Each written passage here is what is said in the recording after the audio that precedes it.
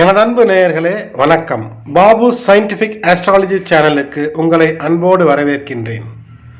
April மாதம் அற்புதமான மாதமாக உங்களுக்கு அமையப் போகிறது என்றால் நிச்சயம் அற்புதமாகத்தான் இருக்கும்.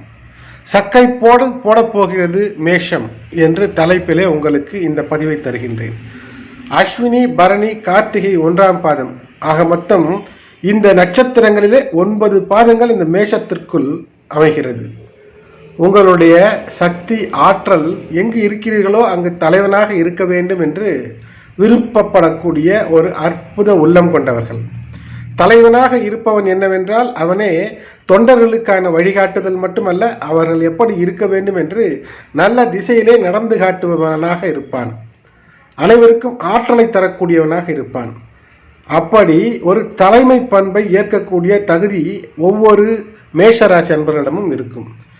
இந்த ஏப்ரல் மாதத்திலே துவங்கும் போது 12ஆம் இடத்துல குரு சூரியன் சேர்க்கை இருக்கிறது.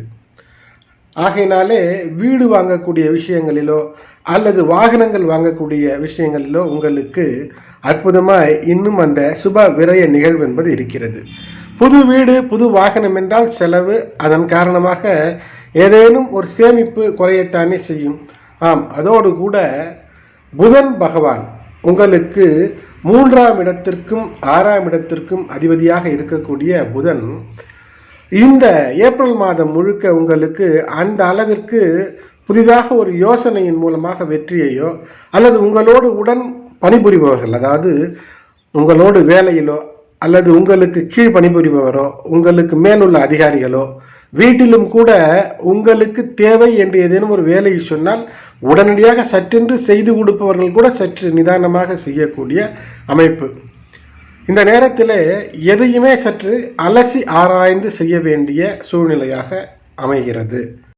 மேலும் இந்த மாதம் மிக சிறப்பு. சக்கை போடுவீர்கள் என்று நான் சொல்கிறேன், கணித்திருக்கிறேன் என்றால் எப்படி என்றால், குரு பகவான் 12ஆம் இடத்திலே ஆட்சி பலத்தோடு இருந்தாலும் கூட அவர் ஏதேனும் ஒரு சுபவிரயங்களை தந்து கொண்டிருப்பார். அங்கு சூரியனோடு சேரும்போது சூரியன் தான் குருவினுடைய பலனையும் உங்களுக்கு தர வேண்டும். மாதத்தின் மைய பகுதி வரை இந்த இணைவு என்பது, அதாவது குரு சூரியன் இணைவு என்பது இருக்கும். சூரியன் 15 ஏப்ரல் அந்த சமயத்திலே அவர் உங்களுடைய ராசிக்கு வந்து உச்சம் பெற்று விடுவார். உச்ச பலனை அற்புதமாக தர வேண்டும். குருவும் சூரியனும் 12லே இணைந்திருக்கக்கூடிய இந்த காலகட்டத்தில் எப்படி இருக்கும் உங்களுடைய மனநிலை என்றால், ஏதேனும் தெய்வ பக்தியில் நீங்கள் ஈடுபடுவது சிறப்பாக இருக்கும். அதோடு தொண்டுள்ளம், யாருக்காவது ஏதேனும் உதவி செய்யலாமா என்ற எண்ணம் உங்களுக்கு மேலோங்கும். இருந்தாலும் கூட இப்போது உங்களுடைய சகோதர சகோதரிகளுக்கு என்னதான் நீங்கள் அள்ளி அள்ளி கொடுத்தாலும் சரி, அவ்வளவு சிறப்பாக எடுத்துக்கொள்ளப் போவதில்லை. ஆகினாலே உங்களுக்கு எந்த அளவிற்கு தேவையோ அதற்கு மிஞ்சியதுதான் தானமும் தர்மம் என்ற நிலையை கையாள்வதே சிறப்பாக இருக்கும். அதோடு கூட சில மூர்க்க குணங்கள் கூட தோன்றக்கூடிய காரணம், ஏதேனும் ஒரு பொருளாதாரத்திலே ஏதேனும் ஒரு பின்தங்கக்கூடிய அல்லது கைப்பணம் செலவாகக்கூடிய நிலை. அதனால்தான் சொன்னேன், தர்ம காரியங்களில் ஈடுபடுவது, தேவையானவர்களுக்கு உதவியை செய்வது என்பது ஒரு பரிகாரமாக அமைந்துவிடும். இதுவரை நிலம் வீடு வாங்கவில்லை என்றால் கையிலே பணம் இருந்தால் அதை வாங்க முயற்சியுங்கள். இந்த நேரம் அதற்கு அற்புதமாய் ஒரு சுப விரயத்தை தந்துவிடும். உடல்நலம் சார்ந்த விஷயங்களிலும் கூட சற்று எச்சரிக்கையாக இருப்பது மிக அவசியம். காரணம், இந்த இணைவானது அது போன்ற நிலையை உங்களுக்கு தரக்கூடிய சூழ்நிலையை ஏற்படுத்தும். இந்த மாதம் ஏப்ரல் மாதம் முழுக்க ஏதேனும் ஒரு விஷயத்திலே தீவிரமாக ஒரு முயற்சியை மேற்கொள்வதற்கு நீங்கள் அதிகப்படியாக பிரயத்தனம், அந்த முயற்சி என்பது கூடுதலாக இருக்கும். பிரயாணங்கள், சிறுதூர பிரயாணங்கள் உங்களை உற்சாகப்படுத்தக்கூடியதாக இருக்கும். அப்படி சிறுதூர பிரயாணங்களோ அல்லது நெடுந்தூர பயணங்களோ நீங்கள் செய்யும்போது காதலிலே இருப்பவர்கள் காதலர்களோடு செல்லும்போது மிக கவனமாக இருக்க வேண்டும். ஏனென்றால் வேகம் என்பது தானாகவே உங்களுக்குள் ஏற்படும். வேகத்தின் மூலமாக உங்களுக்கு ஏதேனும் ஒரு தடையோ ஒரு சிக்கலோ ஒரு பின்னடைவோ ஏற்படக்கூடிய வழிவகைகளை கிரகங்கள் காட்டுகிறது. ஆகையினாலே அதிலே மிக கவனமாக நீங்கள் இருக்க வேண்டும் என்பதை மனதிலே வைத்துக் கொள்ளுங்கள். எந்த விதமான விவாதங்களிலே நீங்கள் ஈடுபட்டாலும் கூட, எந்த விதமான ஒரு நிலையிலும் உங்களுடைய நிலையை தடுமாறாமல் வைத்திருப்பது மிக மிக முக்கியம். கோவப்படக்கூடாது என்று சொல்கின்றேன். ஏனென்றால் நிலைமை கைவிட்டு போகக்கூடிய அளவிற்கு கோபத்தின் ஆட்பட்டு ஏதேனும் செய்தால் அது சில சிக்கலை தரக்கூடிய வம்பு வழக்கு போலீஸ் ஸ்டேஷன் கோர்ட்டு என்றெல்லாம் ஆகிவிடக்கூடிய அதிகப்படியான சூழ்நிலைகளை ஏற்படுத்திவிடக்கூடியதாக இருக்கிறது. 3ஆம் இடத்திற்கும் 6ஆம் இடத்திற்கும் அதிபதி உங்களுடைய ராசியிலே அந்த கிரகண சூழ்நிலையிலே இணைகின்றனர். உங்களுடைய ராசியிலே ஒரு கிரகணமும் நிகழ இருக்கிறது. ஆகையினாலே சற்று இதன் காரணமாக தெய்வ நம்பிக்கை என்பது உங்களுக்கு நிச்சயம் வேண்டும். ஒவ்வொரு செவ்வாய்க்கிழமையும் அதிகாலையிலே எழுந்து விநாயகனை நினைத்து உங்களுடைய இஷ்ட தெய்வ குலதெய்வ வழிபாடு செய்து சூரியனுக்கு அர்க்கியம் செய்வது சிறப்பாக இருக்கும். இல்லையென்றால் சூரியனை பார்த்து கண்ணார கண்டு ஒரு வணக்கம் செலுத்துவது கூட இன்று அது எளிதிலே சூரியனை நீங்கள் ஜபித்ததற்கு சூரியனுக்கு அர்க்கியம் செய்ததற்கு இணையாக ஏற்றுக்கொள்ளப்படும். அதேபோல் செவ்வாய்க்கிழமைகளிலே முடிந்தால் நீங்கள் அக்கம் பக்கத்திலே உங்களுடைய வீட்டுக்கு அருகே இருக்கக்கூடிய கோயில்களுக்கு சென்று முருகன் கோயில்களுக்கு சென்று வழிபடுவது, விநாயகர் கோயிலில் இருக்கக்கூடிய முருகன் சன்னிதானங்களுக்கு சென்று வலம் வந்து வழிபடுவது, அதோடு கூட நவக்கிரக சன்னிதானத்தை வலம் வந்து வழிபடுவது மிக சிறப்பாக இருக்கும். உங்களுக்கு முடிந்தால் பக்கத்திலே இருக்கக்கூடிய அம்மன் கோயில் துர்க்கை கோயில்களுக்கெல்லாம் சென்று செவ்வாய்க்கிழமை ராகுகால வேளையிலே விளக்கேற்றி வழிபாடு செய்வது நல்ல ஒரு நிலையை மேம்பாடை தரும். திருமண பந்தத்திலே இருப்பவர்கள் கணவன் மனைவிக்கு இடையே சற்று ஒற்றுமை பக்தி மார்க்கத்திலே இருந்தால் பிரச்சனை இல்லை. பக்தி மார்க்கத்தில் ஈடுபடும் போது அங்கு குழந்தை வரத்திற்கு கொஞ்சம் தள்ளி போகக்கூடிய அமைப்பு ஏற்படும். ஆகையினாலே சற்று பொறுமை காப்பது சிறப்பாக இருக்கும். இந்த ஏப்ரல் மாதத்தில் உங்களுக்கு இந்த தெய்வ நம்பிக்கை அதோடு கூட கணவன் மனைவிக்கு இடையே உங்கள் இருவரில் யாரேனும் ஒருவர் மேஷ ராசியாகவோ லக்னமாகவோ இருந்தால் சற்று தெய்வ நம்பிக்கையோடு பொறுமையோடு இருக்கும்போது உறவு வலுப்படும்.